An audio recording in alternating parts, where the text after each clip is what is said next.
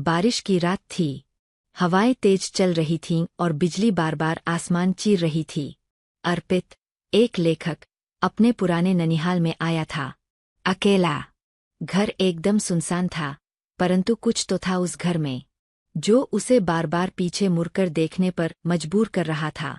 जैसे ही उसने दरवाज़ा खोला, एक पुरानी लकड़ी की आवाज़ आई, चूं चूं।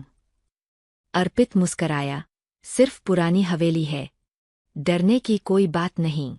पर तभी दालान की दीवार पर एक हाथ की छाया दिखाई दी और वह पल भर में गायब हो गई। अर्पित ने घर का मुआयना करना शुरू किया।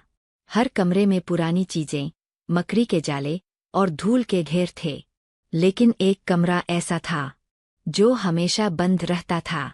दादी कहा करती थीं, उस आखिरी दरवाजे को कभी मत खोलना, पर अब उस दरवाजे पर एक खटका हुआ। ठक ठक ठक। अर्पित का कलेजा धक धक करने लगा। उसने साहस जुटाया और धीरे धीरे दरवाजे की कुंडी खोली।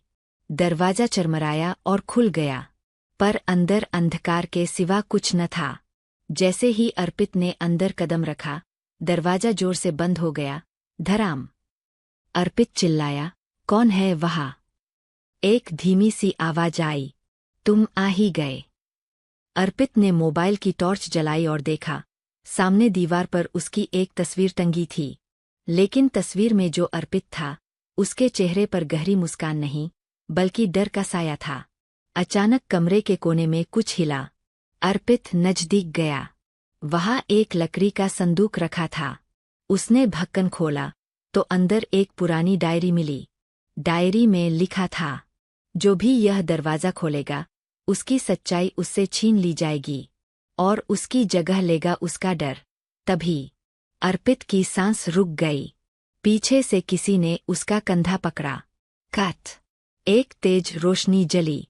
कैमरा सामने था। एक आदमी बोला, सीन ओके, बहुत बढ़िया लिया तुमने अर्पित, पर डायरी वाला हिस्सा तुमने बदला कब? अर्पित हंसा नहीं। वह बस खड़ा रहा, निर्विकार, और फिर धीमे से बोला, मैं अर्पित नहीं हूँ।